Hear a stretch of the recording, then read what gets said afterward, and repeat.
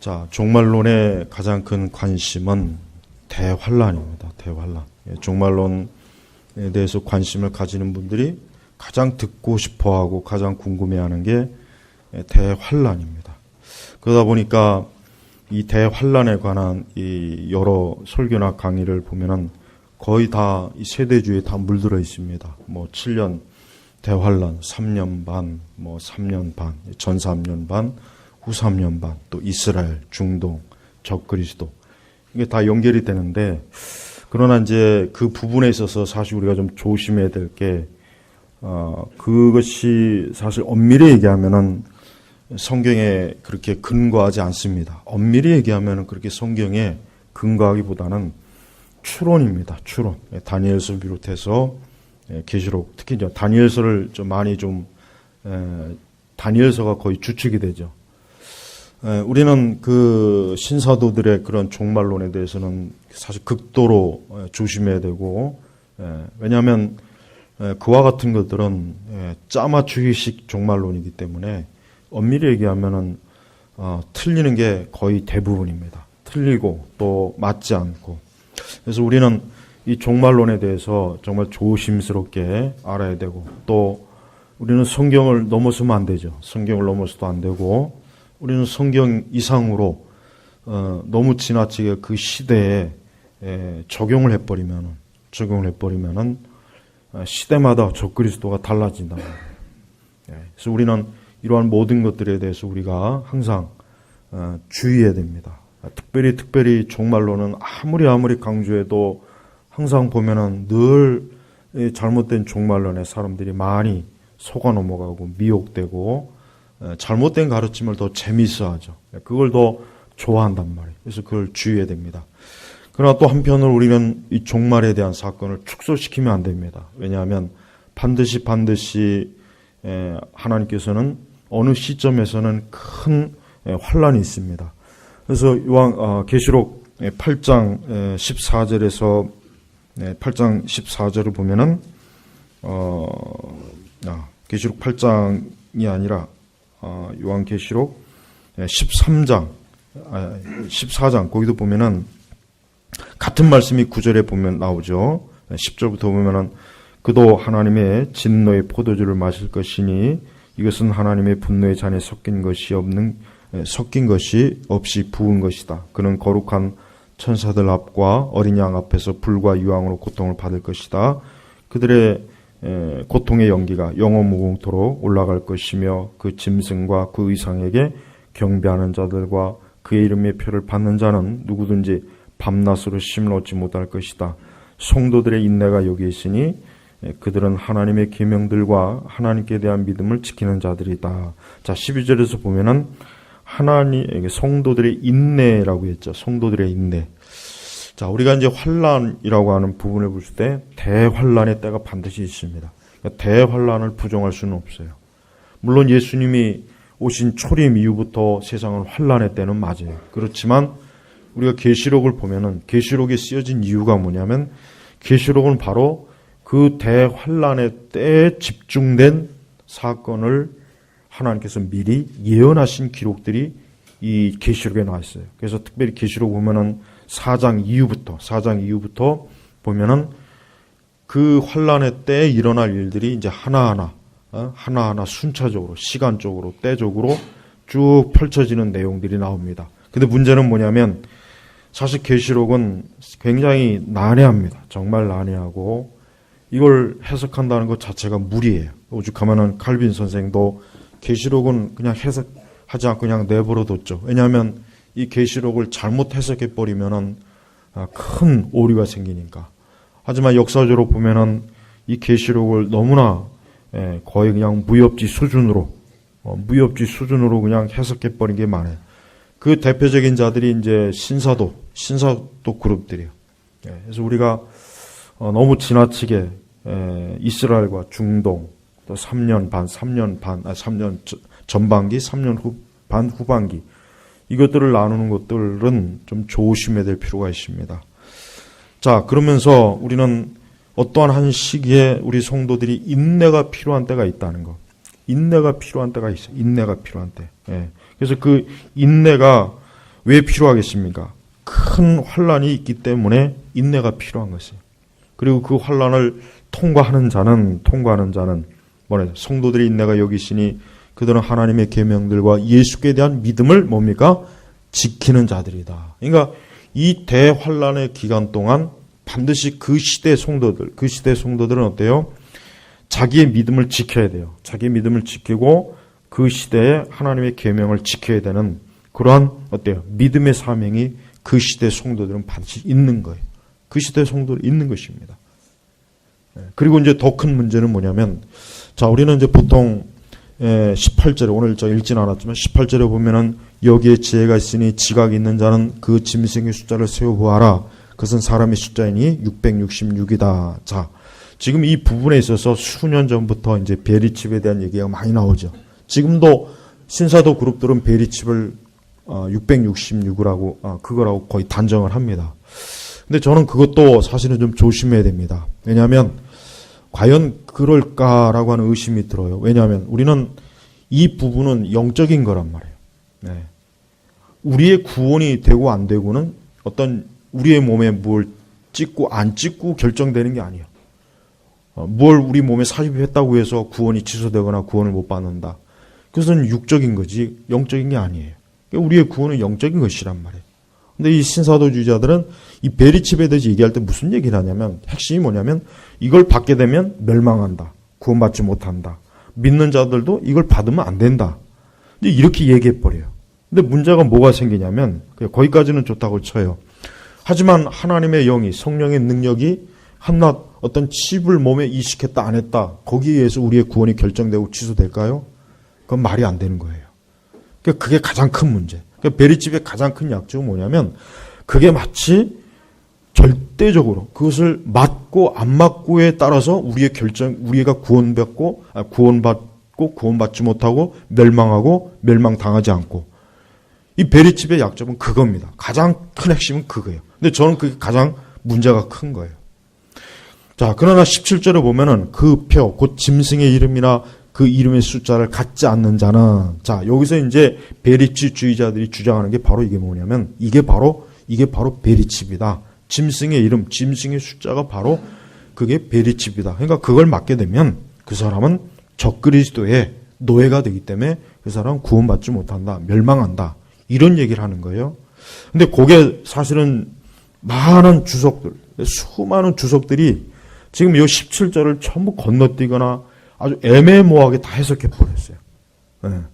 뭐 옛날 주석들은 말할 것도 없고 지금 주석들도 마찬가지고, 신사도의 영향을 받은 그런 그 극단적 종말론자들은 다 베리칩으로 해석을 해버리고. 근데 우리가 이게 또 여기서 이제 걸리는 게 있습니다. 뭐냐면 분명히 그 표는 어떤 물리적인 표이긴 할 것 같아요. 왜 그러냐면 17절에 보면은 어쨌든 이 표를 받는 자가 무슨 문제가 생기냐면 누구든지 사거나 팔 수 없게 하였다. 그러니까 이 표를 받지 않으면 이 표는 어떤 종류의 표가 될지, 정말 베리칩이 될지 아닐지는 모르겠는데 어쨌든 간에 이 표를 받지 않으면 누구든지 사거나 팔 수 없게 하였다. 요 부분에 대해 해석에 대해서 개혁주의자들은 하나도 해석을 못 해놨어요. 개혁주의 해석자들 주석들을 제가 쭉 봤지만 이 부분은 다 건너뛰었습니다. 이 부분을 건너뛴 채로 베리칩은 잘못됐다. 그렇게 비판해버리면 문제가 뭐가 생기냐. 거기서 모순이. 그러면 이 사거나 파는 게 영적으로 되는 거냐? 아니에요. 사거나 파는 건 우리가 지금 내가 뭔가 필요해서 슈퍼나 마트에 가서 뭘 사고 팔아요. 이건 영적인 게 아니잖아요. 이건 육적인 거란 말이에요. 내가 돈을 주든 뭘 하든 신용카드든 뭘 사고 팔아야 돼요. 이건 영적으로 해석할 수가 없어요. 그런데 개혁주의 부류들은, 개혁주의는 이것조차도 영적으로 해석을 해버려요. 아니면 아예 해석을 안 해버려요. 모호하니까. 왜냐하면 이걸 해석하자니 베리칩주의자들의 주장을 받아들이게 되고, 안 하자니 그럼 베리칩에 대해서 또 반박하기도 어렵고, 그러니까 그냥 다 슬쩍 넘어가더라고요. 자, 우리는 분명히 마지막 때 이 세상은 어떻게 되냐면, 이 세상 전체가 어때요? 하나의 전체주의 국가가 된다는 것은 확실해요. 그러니까 이 세상 자체가 어느 때 가면은 이제 국경이나 민족이나 종족이라고 하는 개념이 어때요? 이제는 폐지가 되는 거예요. 폐지가 되는 거예요. 그리고 하나의 초국가적, 초권력적인 어떤 전체 정부가 반드시 세워지게 돼 있어요. 그 정부의 우두머리가 누구냐? 그 정부의 우두머리가 흔히 얘기해서 여기서 말하는 짐승이 될 것이고 적그리스도가 될 것이에요. 그러니까 이것은 분명히 앞으로 있을 미래, 지금은 아직은 아니지만 이러한 과정으로 지금 계속 간다는 그것은 사실입니다. 그러니까 현재까지 우리는 어쨌든 국경이 있고 종족이 있고 경계가 나눠지단 말이에요. 그러니까 아직은 우리는 대환란의 때는 들어가지는 않았습니다. 그러나 분명히 대환란에 들어가는 그때는 분명히 여기서 말하는 이 짐승, 이 적그리스도, 그리고 14절에 보면은 그 짐승 앞에서 받은 표적들을 행함으로 땅에 사는 자들을 미혹하여 말하기를 칼에 상처를 입었다가 살아난 짐승들에 의해 우상을 만들어라. 그러니까 이 마지막 때 이 짐승은 엄청난 능력을 가지고 수많은 사람들을 미혹할 수 있는 뭔가가 있어요. 그런 표적과 이적 행할 수 있는 뭔가가 있기 때문에 많은 사람들, 거의 그 당시에 전 세계에 있는 많은 사람들이 이 짐승, 이 적그리스도가 분명히 뭔가 이 지상의 평안을 가져올, 정말 인류가 기다리던 그런 어떤 자라고 하는 것을 다 인정하게 되는 거예요. 근데 그 중에 이 짐승의 이름이나 그 이름의 숫자를 갖지 않는 자가 있고 갖는 자가 있어요. 그래서 갖지 않는 자는 어쨌든 물건을 사고 팔 수 없는 거예요. 매매를 할 수가 없어요. 매매 자체가 안 되는 거예요. 이게 가장 난해한 문제예요.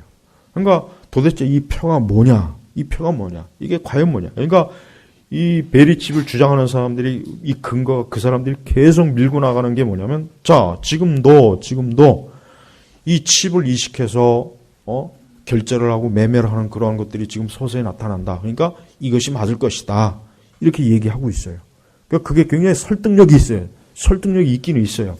네. 우리가 갖고 있는 신용카드나 우리가 갖고 있는 모든 개인 정보를 칩 하나에 집어넣을 수 있는 기술이 지금 다 돼 있거든요.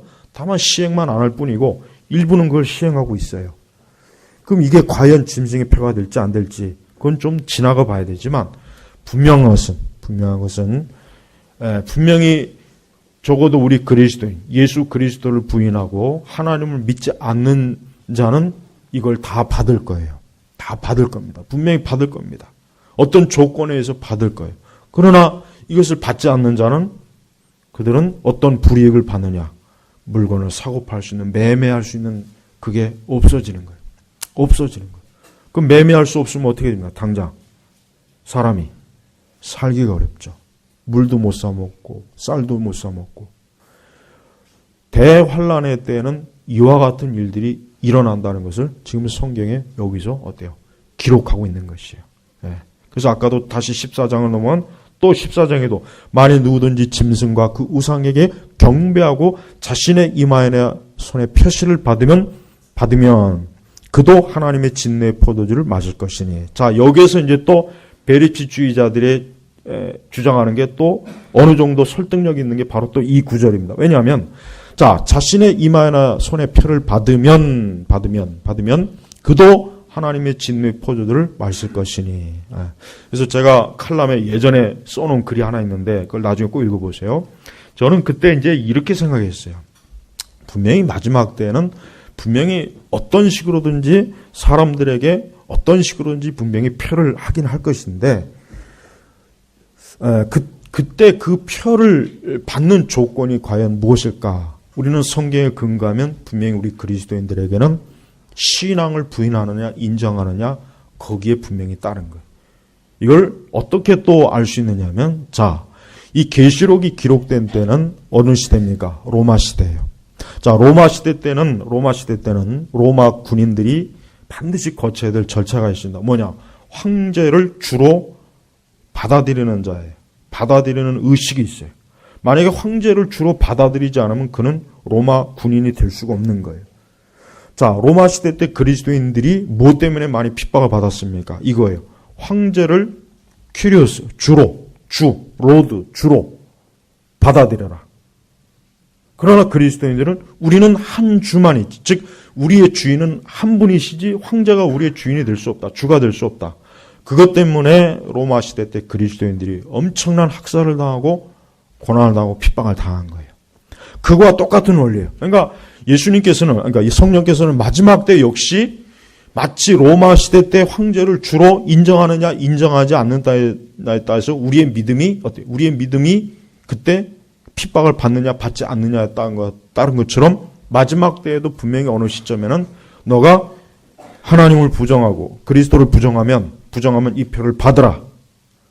이 표를 받으라. 그러나 너가 이것을 받지 않으면 너는 물건을 사고 팔지도 못할 것이고 너는 핍박을 받을 것이다. 분명히 어느 시점이 있을 거라는 얘기예요. 분명히 대환란 때는 반드시 이게 있어요. 이것만큼은 사실이에요. 이것만큼은 사실인데 그러나 베립집이 그것이 지금 666인지 아닌지에 대해서는 저도 사실은 거기에 대해서는 아직 확실한 이렇다 저렇다 말하기는 사실 어려워요. 왜? 사실은 우리가 아는 것처럼 예전에는 80년대는 바코드가 또 666이었거든. 그때는 또 이 바코드 이걸 찍으면 안 된다 그랬어요. 저는 생생히 기억해요. 그 당시 종말론을 강의하는 많은 사람들이 이 바코드를 찍으면 안 된다 그랬거든요. 정말 그랬어요. 그래서 막 그때도 이 바코드를 이마나 여기다 찍을 것이다. 앞으로 적그리스도가 그때도 그랬단 말이에요. 근데 베리집도 사실은 똑같은 현상이에요. 그러니까 지금은 이제 바코드에 대한 얘기는 다 지나갔잖아요. 근데 지금은 이제 베립집이 그 바코드를 대체해버렸어요. 그래서 제가 이게 선뜻 옹호하기, 그러면 더 시간이 지나면 어떻게 되느냐. 더 시간이 지났을 때. 그럼 베립집도 또 어떻게 보면은 지나갈 수도 있는 거란 말이에요. 그러니까 우리는 이 표가 어떤 편지는 사실 성경에 정확하게 나와 있지는 않기 때문에 선뜻 이것이다 저것이다 하기는 힘든데 그러나 이 표가 뭔지는 그게 실제로 뭔지 몰라도 상관없어요. 한 가지 이 현상만 나타나면 돼요. 이걸 받지 않으면 너는 매매를 못한다. 그겁니다. 그거요. 그게 그런 식으로 들어온다면은 그거는 분명히 짐승의 표가 될 수 있다는 거. 요거 한 가지만은 이해하고 있으면은 그러면 끝나는 거예요. 그러니까 더 이상 우리가 베리집이다 아니다 그거 가지고 논쟁할 필요는 없어요. 왜? 그게 중요한 게 아니니까.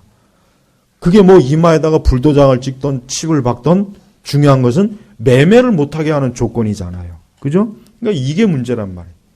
그래서 우리는 분명히 마지막 때 어느 한 시점에서는 엄청난 우리는 계시록 4장 이후부터 보면은 자연에 막 강의 3분의 1이 피바다가 되고 그 다음에 또 이 자연과 산과 심지어 하늘의 별도 떨어지고 분명히 우리가 알고 있는 이 자연조차도 엄청난 자연에 큰 재앙이 있어요. 분명히 그 재앙의 그 현상도 성경에 분명히 기록되어 있어요. 그러니까 그런 현상까지도 닥쳐오고 있고 또 어느 하나의 초국가적인 그런 권력기관이 세워져서 이제 온 세계를 다 통치하는 거예요. 어느 하나의 중심에서 이 적그리스도가 절대적인 권력을 가지고 이제는 모든 민족과 종족을 다 초월하게 되는 거예요. 그래서 다니엘서 보면은 그 당시에 바빌로니아가 모든 종족과 모든 그 당시의 지역들을 통치했죠. 그러니까 그 다니엘서 보면은 거기에서 이제 나중에 적그리스도의 개념이 거기에서도 나오는 것이고 마지막 때 개념도 거기서 나오는 것이에요. 다니엘이 꿈을 꾼 그 금신상, 그 전체 거대한 형상을 보면 그렇죠. 그 전체 형상은 어느 시대를 구분하는 거 맞습니다. 그러니까 우리가 사는 시대는 확실히 어때요? 이제는 우리가 사는 시대는 마지막 때 대환란으로 이제 더 가까이 있는 그 시대는 분명히 맞기 때문에 우리 성도들은 앞으로 우리가 살고 있는 시대는 대환란에서 가장 가까운 시대라는 것을 우리는 꼭 인지하고 있어야 됩니다. 그렇기 때문에 우리는 이 성경의 기록대로 12절에 성도들의 인내가 여기 있으니 그들은 하나님의 계명들과 예수께 대한 믿음을 지키는 자들이다. 자, 우리는 계시록 14장 12절 말씀은 모든 시대 성도들에게 주어지는 말씀이에요. 우리도 지금도 우리가 하나님의 계명들과 예수께 대한 믿음을 지켜야죠. 그렇죠? 지켜야 됩니다. 지금은 뭐 대환란 때가 아니니까 계명 안 지켜도 돼. 뭐 믿음 안 지켜도 돼. 그럽니까? 아니죠. 지금도 우리는 지켜야 되는 거예요. 평안의 시대 때도 우리 성도들은 하나님의 계명과 예수님께 대한 믿음을 지켜야 돼요. 하물며 이제는 엄청난 환란의 안으로 들어가요. 자, 그런데 그 적그리스도가 이제는 어떤 하나의 표를 받으라고 강요해요. 강요해서 그걸 이마나 손의 표시를 받지 않게 되면 그는 매매를 하지 못하고 그는 엄청난 환난을 당합니다. 그러나 그것을 받게 되면 어떻게 됩니까? 10절에 그도 하나님의 진노의 포도주를 마실 것이니 이것은 하나님의 분노의 잔에 섞인 것이 없이 분노의 잔에 섞인 것이 없이 부은 것이다. 그는 거룩한 천사들 앞과 어린 양 앞에서 불과 유황으로 고통을 받을 것이다. 그러니까 영원히 받는 거예요. 그들의 고통의 연기가 영원 무궁토로 올라갈 것이며 그 짐승과 그 우상에게 경배하는 자들과 그의 이름의 표를 받는 자는 누구든지 밤낮으로 쉼을 얻지 못할 것이다. 자, 그래서 대환란의 때에 사는 성도들은 반드시 이 표를 받으면 안 됩니다. 그리고 분명히 이 표를 받는 조건은 분명히 너의 믿음을 예수 그리스도를 부인하라. 예수 그리스도를 믿지 않도록 아마 그러한 조건이 아마 걸려 있을 거예요. 근데 그것을 인정하게 되고 그것을 받아들이게 되면 그는 뭐예요? 그는 하나님의 진노의 잔을 마시게 된다는 거예요. 그래서 여러분 반드시 이 대환란에 대해서는 우리가 꼭 염두에 둬야 됩니다. 이것은 단순히 재미나 어떤 흥미진진한 어떤 소설이 아닙니다. 어떤 SF가 아니에요. 이것은 역사적으로 반드시 일어날 일이에요. 우리는 지금 그 시대로 가고 있는 거예요. 여러분, 자, 생각해 보십시오. 지금 우리가 살고 있는 시대를 생각해 보면은 확실히 이 세상은 하나님이 주관하시는 게 확실히 맞아요. 네.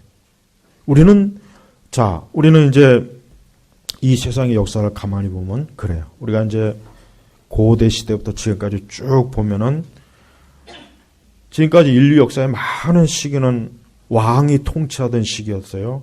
그러다 근세 이후에는 시민의 권력을 다시 되찾아갖고 민주주의라고 하는 개념이 들어왔어요. 근대 시대에. 근데 그 반대급부로 또 공산주의나 파시즘이나 이런 것들이 또 들어왔어요. 이런 것들이 한참 19세기 말과 20세기 전체 그냥 막 서로 전쟁을 하다가 이제는 어때요? 공산주의나 좌파나 사회주의는 어쨌든 표면적으로는 저들은 패배했어요. 자유민주주의 이 체제가 우월하다는 게 증명이 됐단 말이에요.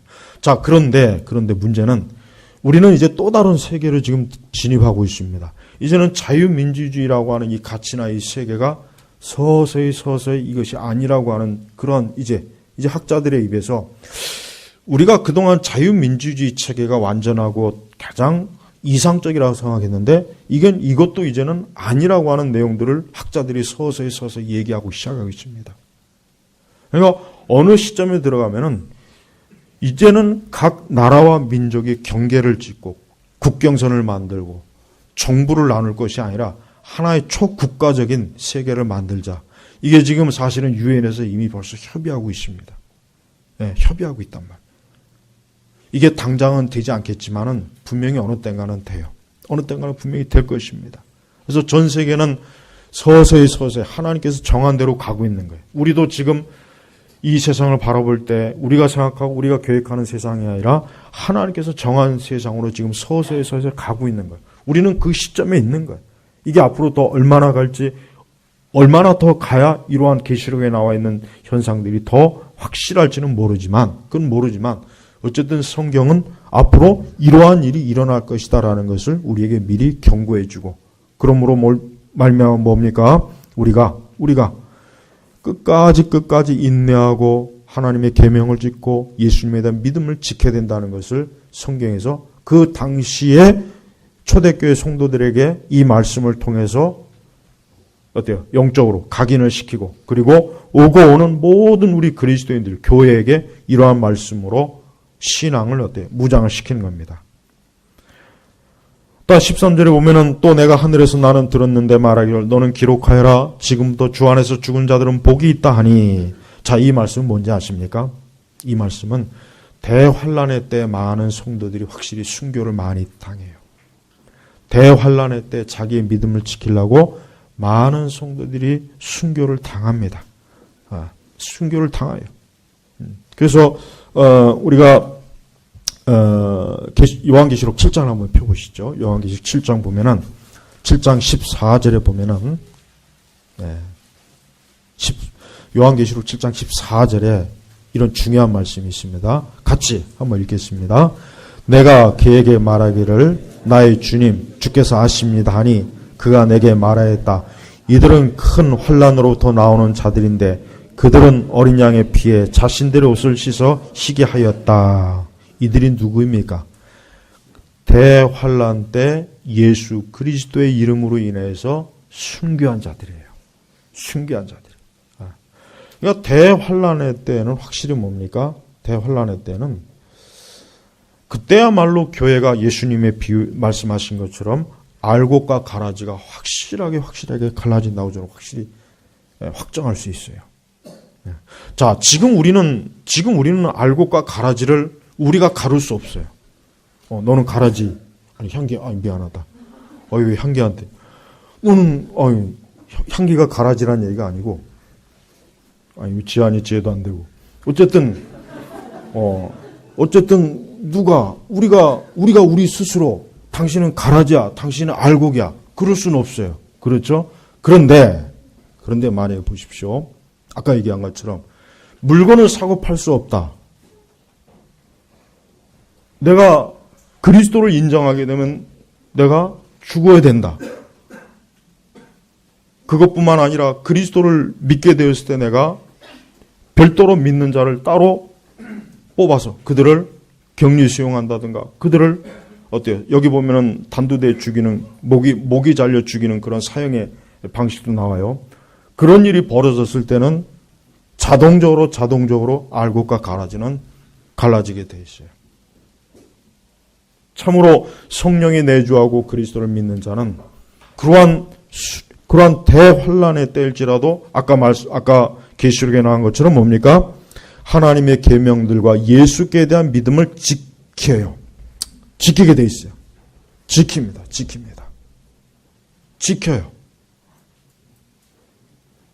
그러나 참된 성도가 아닌 가짜, 가라지들은 그러한 대환난의 때에 벌써 갈아지기 때문에 알곡의 역할을 못하는 거예요. 알곡의 역할을 못하는 겁니다. 그러니까 마지막 대환난 때는 알곡과 가라지가 확실하게 갈라지는 거예요. 예수님 하신 말씀 알곡과 가라지 비유를 여러분 단순하게 생각하면 안 됩니다. 우리가 만약에 지금 대환난의 시대 때 들어가서 우리가 지금 현재 이와 같은 조건에 처한다면 우리는 지금 어떻게 되겠습니까? 당장 그것이 내게 있어서 닥쳐올 때 우리는 어떻게 되겠습니까? 우리는 우리 스스로 나는 알곡이야. 나는 믿음을 가지고 있어. 나는 예수께 대한 믿음을 가지고 있다고 하지만 이러한 핍박과 고난 앞에서 그 믿음, 그 계명과 예수께 대한 믿음을 지킬 수 있는가 문제는 이건 또 다른 문제예요. 엄청난 문제예요. 그래서 성경에 이와 같은 것들을 미리 기록되어 놓은 거예요. 여러분, 우리는 계시록을 온전하게 해석하기 힘들어요. 어떤 성경 주석가들도 계시록을 해석하는 건 그건 불가능해요. 힘듭니다. 용어나 단어나 어떤 그런 것들은 해석할 수 있지만 정확하게 이러한 계시록에 나와 있는 이 큰 환란의 그 징조 이런 것들을 완벽하게 이해시킬 수 있는 주석학자는 없습니다. 그러나 한 가지 분명한 건 있습니다. 뭐냐? 결국 어쨌든 대환란의 때에 참된 성도들은 자기의 믿음을 지키려고 순교를 하는 거예요. 순교를 합니다. 그 대환란의 때가 지나고 나서 어때요? 주님은 오셔요. 우리는 세대주의자들이 말하는 것처럼 그 전에 환란을 거치지 않고 주님을 맞이하지는 않습니다. 세대주의자들은 그 거짓말입니다. 우리 성도들이 환란을 거치지 않는다? 아닙니다. 환란을 거칩니다. 거쳐요. 거친다. 아까 계시록 7장에 이들은 큰 환란으로부터 나오는 자들인데 이들이 누구에게있어요? 이들이 누구입니까? 성도잖아요. 자, 여기에서 이제 세대주의자들이 어떻게 해석하냐면 자, 첫 번째 예수님께서 비밀리에 그들이 휴거됐을 때 올라가지 못한 두 번째 사람들이라고 해석을 해놔버려요. 하지만 성경엔 그게 없어요. 안타깝지만 차라리 그랬으면 좋겠어요. 예. 그랬으면 차라리 좋겠어요. 두 번의 기회. 그러나 성경엔 그게 없습니다. 예수님은 휴거와 재림은 동시에 일어나는 거예요.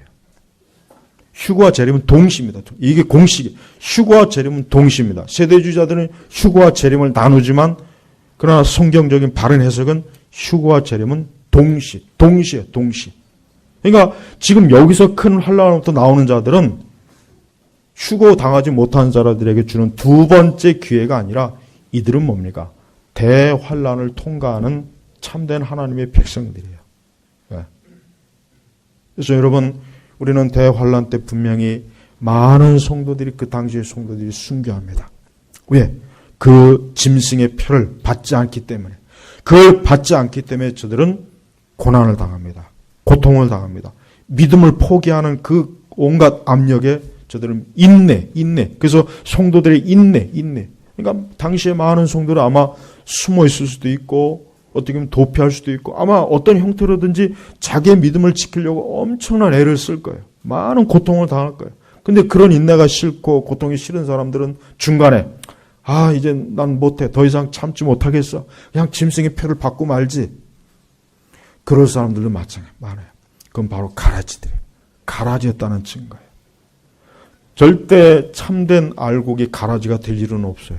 처음부터 가라지였기 때문에 가라지가 되는 거지 알곡이 가라지가 되는 일은 없습니다. 가라지가 알곡이 되는 일은 있어요. 오히려 그때는 또 이런 사람들도 있을 거예요. 그동안 교회생활, 신앙생활 엉망으로 하고 대충 했는데 그러한 긴박한 때가 다가와 보니까 안 되겠구나. 정말 성경의 말씀대로 이루어지는구나. 그동안 내가 신앙생활 헛했구나. 거짓을 했구나. 난 이제부터 예수 그리스도를 믿고 난 이제 그분을 위해서 죽을 것이야. 오히려 그때 어때요? 오히려 그때 가라지였던 사람이 알곡이 된 사람들도 있을 거고 그동안 알곡이었는 줄 알았는데 이런 어려움이 오니까 시간이 지나서 난 예수님을 부인합니다. 난 예수님 안 믿겠습니다. 난 그냥 짐승의 표를 받겠습니다. 난 적그리스도를 숭배하겠습니다. 나는 이제 내 주는 이제는 적그리스도입니다. 이렇게 변질할 사람도 있을 거란 말이에요. 그러니까 확실히 알곡과 가라지는 있어요. 사실 지금도 우리는 알 수 없지만 하나님께서는 분명히 알곡과 가라지를 당연히 보시겠죠. 아시겠죠. 성도 여러분, 여기에 있어서 우리는 어떤 사람이 되어야 됩니까? 요한계시록 14장 13절 말씀이 참 귀해요. 너는 기록하여라. 이게 하나님의 음성이죠. 하늘에서 나는 음성, 하나님의 음성이죠. 지금부터 주 안에서 죽은 자들은 복이 있다. 여러분, 어찌하든지 간에 대환란이 되던 그 전이든 뭐든 제일 중요한 것은 주 안에서 죽는 거예요. 어떻게 해요? 주 안에서 예수 그리스도에 대한 믿음을 가지고 죽는 게 제일 중요한 거예요. 그러니까 마지막 대환란의 때는 바로 주 안에서 죽는 자들이 순교자가 되는 것이에요. 적그리스도에게 굴복하지 않고 숭배하지 않고 예수님을 끝까지 믿고 그때에도 하나님의 계명의 말씀을 지키면서 하나님을 섬기는 사람들이 그때 있네요. 그때. 그러면서 성령께서 말씀하시기를 그렇다. 그들은 수고를 끝내고 안식할 것이니 그들의 행위가 그들을 따를 것이기 때문이다. 여기서 그들의 행위라고 그랬어요. 행위. 이게 중요합니다. 행위. 믿음이라고 하는 것은요. 믿음이라고 하는 반드시 행위가 따릅니다. 특히 대환란의 때는 더 극명하게 갈라져요. 짐승의 표를 받는 것과 받지 않는 것은 어때요? 행위로 나타나잖아요. 여러분 일제시대 때 이런 사람도 있었다지요.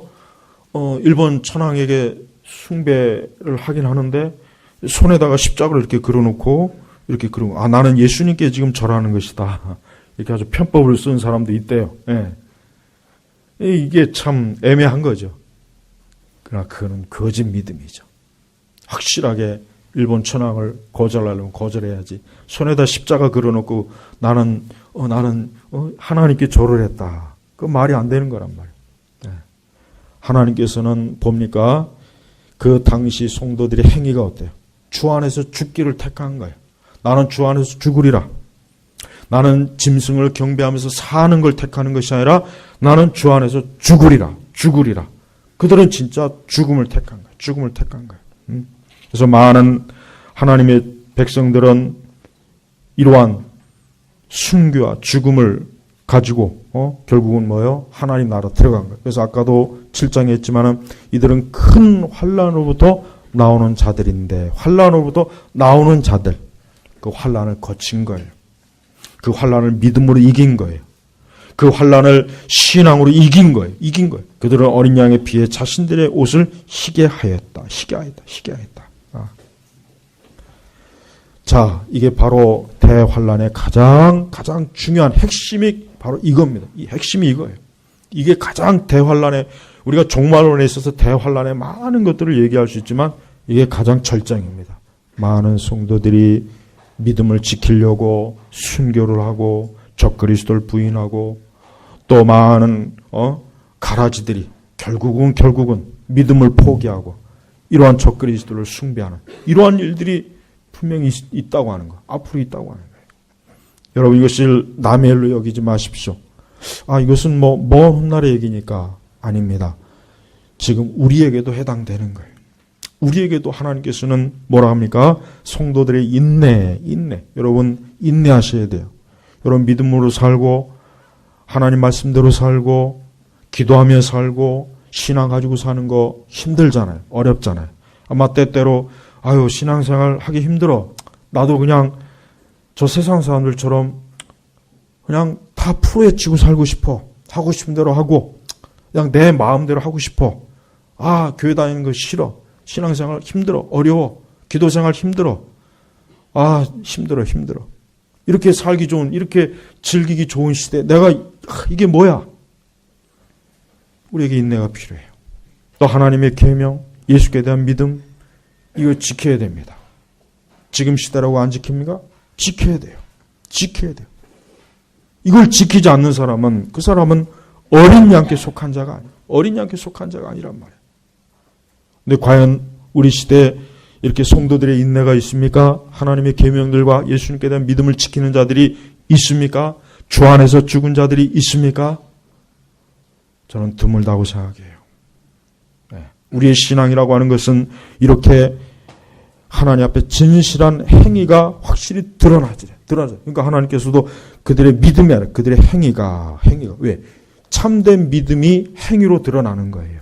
믿음으로 구원받는다는 얘기가 아니라 지금 그들의 참된 믿음이 행위로 드러났다는 것을 예수님께서 어때요? 칭찬해 주신 거예요. 이게 얼마나 중요한 일이에요. 여러분, 계시록을 한번 시간이 되면은 오늘 이후에도 한번 천천히 읽으십시오. 자, 계시록 18장 24절 한번 말씀 볼까요? 계시록 18장 24절에 보면 여기에도 대환란의 때 성도들이 순교한다는 증거의 말씀이 여기 나옵니다. 계시록 18장 24절 같이 읽어보겠습니다. 선지자들과 성도들과 땅에서 죽임을 당한 자들의 피가 성 안에서 발견되었기 때문이다. 자, 보십시오. 이 피라고 하는 건 뭡니까? 죽임을 당한 거예요. 순교의 죽임을 당한 거예요. 믿음을 지키려고 순교를 당한 거예요. 그러니까 계시록에 보면은 확실하게 참된 성도들은 피를 흘리게 돼 있어요. 이래서 대환란의 때는 우리가 그러한 환란의 때를 들어가기 위한 믿음의 준비를 해야 되는 겁니다. 우리는 절대 환란을 거치지 않는다는 그런 미혹의 말에 조심해야 돼. 저는 그 환란을 거치지 않는다는 그 가르침 때문에 신앙생활을 느슨하게 하는 것들을 많이 봐요. 우리는 환란을 거치지 않는데 우리에겐 해당이 안 되는 거야. 또 첫 번째 환란을 거치지 못해도 두 번째 기회가 있어. 이게 어떻게 성경의 가르침입니까? 이건 성경의 가르침이 아니에요. 우리는 성경의 곳곳에 하나님께서 이 땅의 화, 재앙, 진노, 하나님 믿지 않는 이 세상에 대한 하나님의 그 엄청난 심판과 화가 아주 집중적으로 내려요. 그 가운데 참된 성도들은 그 어려운 상황에서 믿음을 지키고 인내하면서 그리스도를 위해서 순교하고 피를 흘리는 것을 우리가 계시록 전체에서 다 볼 수가 있어요. 이게 바로 우리에게 닥치는 일이에요. 어쩌면 우리 세대가 올 수도 있고 우리 아이들 세대일 수도 있고 저는 그렇게 멀다는 생각은 하진 않아요. 멀겠다는 생각은 들질 않습니다. 그러나 분명한 것은 여러분 모두가 주 안에서 어때요? 주 안에서 죽어야 돼. 주 안에서. 지금부터 주 안에서 죽은 자들은 복이 있다. 복이 있다. 복이 있다.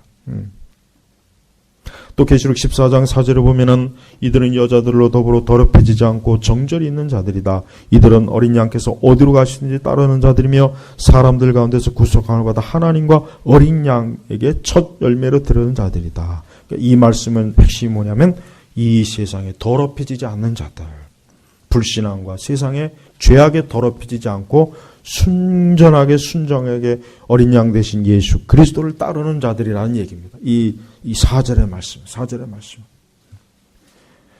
여러분, 우리는 신약 시대 초기 그 성도들의 그 신앙을 보면은 저들은 그 당대에 자기의 믿음을 지키는 것은 자기의 목숨을 걸고라도 지켜야 된다는 것을 초대교회 성도들은 다 알고 있었어요.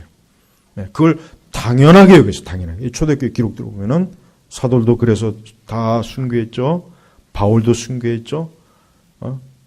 여기 요한계시록에 기록한 사도 요한도 밤모섬에서 그 극심한 순교의 고통을 당했죠. 그러니까 초대교회 성도들은 이러한 말씀을 읽었기 때문에 알았기 때문에 믿는 자는 주 안에서 죽는 게 당연하구나. 그것이 순교든 뭐든 죽어야 하는구나 하는 걸 상식적으로 알고 있어요. 상식적으로. 근데 지금은 그렇지 않잖아요. 지금은 주 안에서 복을 받을 생각만 하죠. 복을 받을 생각만 하다 지금은 주님으로 인해서 어떻게 하면 주님에게 뭔가 많이 뜯어낼까. 돈도 뜯어내고 좋은 것도 뜯어내고 이것 어떻게 하면 주님을 뜯을까. 그냥 그 생각만 하잖아요. 교회 와서도. 신앙생활하는 거예요. 근데 초대교회 성도들은 주 안에서 죽을 생각을 했고요. 내가 이제 멀지 않아 주 안에서 죽을 거구나. 각오해야지. 믿음을 지켜야지. 인내해야지. 내가 절대 그 죽음이 두려워서 포기하면 안 되겠구나. 애초부터 세례받고 그리스도교로 기독교 신앙으로 들어올 때는 처음부터 그런 각오를 하고 들어온 거예요. 처음부터. 처음부터. 그 시대 사람들에게 뭐 삼중 축복이니 오중 축복이니 무슨 뭐 방언이니 무슨 이적과 표적이 이런 그게 말이나 될 것 같습니까? 안 되잖아요. 그러니까 우리가 알고 있는 기독교는 이건 기독교가 아니에요. 기독교가 아닙니다. 우리가 알고 있는 이런 그 세상에 지금 우리가 알고 있는 이 기독교는 내가 아무리 넓은 관점으로 봐도 이거는 분명히 기독교가 아니다. 이거는 분명히 기독교가 아니다. 이건 어떤 면으로 봐도 이건 절대 기독교가 아니다. 근데 이 세상은 다수가 이기거든요. 세상은 다수가 이겨요. 이젠 여호와의 증인이 이제 우리 한국 교회 이제 정통이 되게 생겼어요. 여호와의 증인. 지금 벌써 남자 청년들이 여호와의 증인으로 입교할 수 없냐고 막 문의가 산더미가 지넘친대. 여기 우리 갈 사람 있나 여기? 군대 갔다 온 사람 안 가겠구나. 이게 여러분 이거 심각해요. 이미 예고됐던 거예요. 요즘 같은 그 지금 시대 이런 의무병 시대에 거기 가서 나 여호와의 증인이다. 우리는 종교적인 그 양심에 의해서 나는 집총을 거부한다. 그러면 그 법으로 이제는 제재를 못 한다는 거 아니에요. 그게 지금은 어제 결정된 게. 지금 여호와의 증인들은 지금 살판 났어요. 이제는 우리가 이제 한국 교회를 접수하는구나. 지금 살판 났습니다. 여호와의 증인. 아주 지금 잔치예요, 잔치. 잔치예요, 지금. 지금 그리고 벌써 여호와의 증인으로 가겠다고 그냥 수많은 남자애들이 지금 막 문의하고 그래요. 우리 지환이도 갈라나 겁나네. 아버지를 죽이고 가라. 갈래네. 나를 죽이고 가라. 여기 우리 아들든 우리 엄마 부모들은 미리부터 얘기해요. 나를 죽이고 가라. 이거 큰일이에요, 진짜. 참. 그냥 놔둬도 이단이 번성하는 판에 이 지금 여호와의 증인들이 지금 몰리게 생겼어요. 여러분 제발 믿음을 지키세요. 인내하세요. 그리고 주 안에서 죽을 각오를 하세요. 주 안에서 죽는 게 이게 당연한 거구나. 이 당연한 건데 왜 이걸 이상하게 생각할까? 왜 이걸 전혀 들어보지 못했을까? 왜 이걸 거부감을 느끼지? 왜 이걸 무서워하지? 그리고 무서워하지 마세요. 절대 무서워하지 마세요. 여러분이 혹 만약에 순교를 당할 때 그때 무서워서 어떻게 순교해요? 걱정하지 마세요. 성령께서 담대함을 주시기 때문에 전혀 무서움이 없습니다. 영국의 그 위대한 종교 개혁가들은 그 화형을 담으면서 두려워하지 마시오. 곧 있으면 주 예수 그리스도를 뵐 것이니 그 화형의 고통 속에서도 담대하게 제일 큰 고통이 화형 고통이거든요. 십자가 다음으로. 그러니까 여러분 주 안에서 죽어야 돼. 죽을 생각을 가지고 신앙생활 애초부터 해야지. 주 안에서 복을 받겠다. 난 주 안에서 잘 될 거야. 너는 잘 될 거야. 너는 복을 받기 위해 태어난 사람이야. 그런 거나 부르고 있으니 이게 지금 어떻게 됩니까? 기독교가. 정말 큰일이에요. 주 안에서 죽어야 돼. 분명히 주 안에서 죽은 자들이 복이 있다 그랬어요. 복이 있다 그랬어요. 우리가 대환란의 때 안 갈 수 있다면 좋겠지만 저는 또 한편으로 차라리 이런 대환란의 때 들어갔으면 좋겠다. 그러면 오히려 더 빨리 그냥 믿음을 가지고 하나님 앞에 갈 수 있지 않을까. 그런 생각도 하고 너무나 많은 가라지들이 있는데 이 가라지들도 정리할 겸 알곡과 가라지도 다 정리할 차라리 그때가 더 낫지 않나. 그런 생각이 드는 것입니다. 여러분 대환란은 분명히 있습니다. 분명히 있습니다. 이거는 성경에 기록된 그대로 일어날 것입니다. 우리가 그때를 맞이할지 맞이하지 않을지는 모르겠지만 성경에 있다는 것. 그리고 우리는 어느 시대를 살건 말씀대로 인내와 계명을 지키고 예수님을 믿는 믿음을 지키는 그런 참된 알곡으로 정말 알곡으로 있다면은 그러면 어느 시대를 만나든 아무 상관이 없어요. 우리 제네바 교육교회 성도들은 다 알곡이 되길 원합니다. 여기서 단 한 사람도 정말 가라지나 쭉정이가 되지 마시고 알곡이 되십시오.